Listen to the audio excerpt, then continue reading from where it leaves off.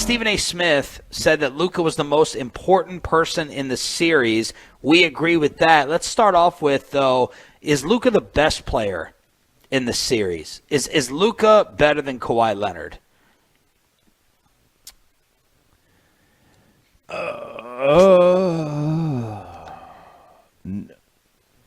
Are you rebooting? It's tough. It's tough very because difficult. You can say Luka and his playmaking, and then you can say Kawhi and his defense.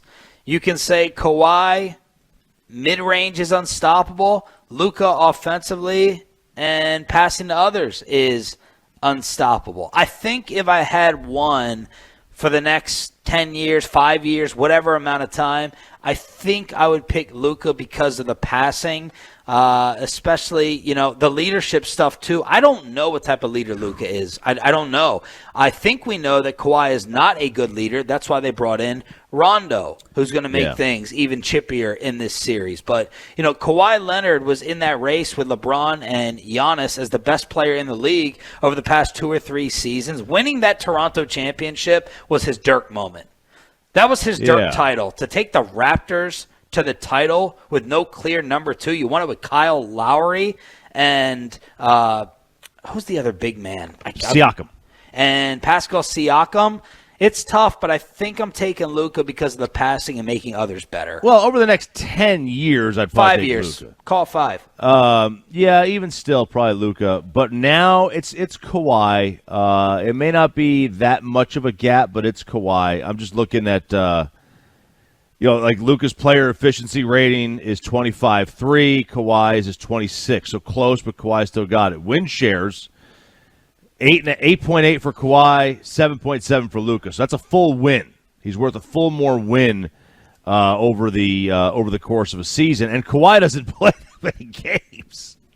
Kawhi this year played 16 fewer games than Luka, and has got a higher win share number. So, yeah, I would take Kawhi right now. I don't put that much stock in defense. Like if we're looking at on a scale of 1 to 10, offense is probably 7 of the 10 and defense 3 of the 10 in terms of how you would separate and break down the pie. But, yeah, I would probably take Kawhi right now. But, yeah, over the next 5 years, let's not forget, Luka's young.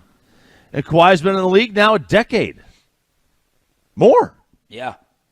Well, he's definitely the most important player in this series. Because Luka? Yes. It's not even close because if Kawhi struggles, you got PG, and you got the other supporting cast there, but they don't have the scorer in Lou Williams. They don't have Montrezl Harrell, who was in the running automatically every year for 6th man of the year. If Luka struggles, they probably lose. It's probably over and done with unless Hardaway blows up and Porzingis shows up. So if Luka struggles, they're probably in trouble. He's got to come every game with it. And if Kawhi struggles, it depends if playoff P lets that get into his head or not with some of the meltdowns that he's had with the horrible shooting nights. Like if Paul George, comes to play in this series, like let's be fair, like the Mavs don't have much of a prayer.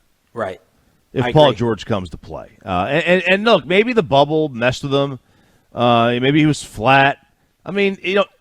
I don't remember him just turning the ball over and dribbling off his foot. He was just missing shots.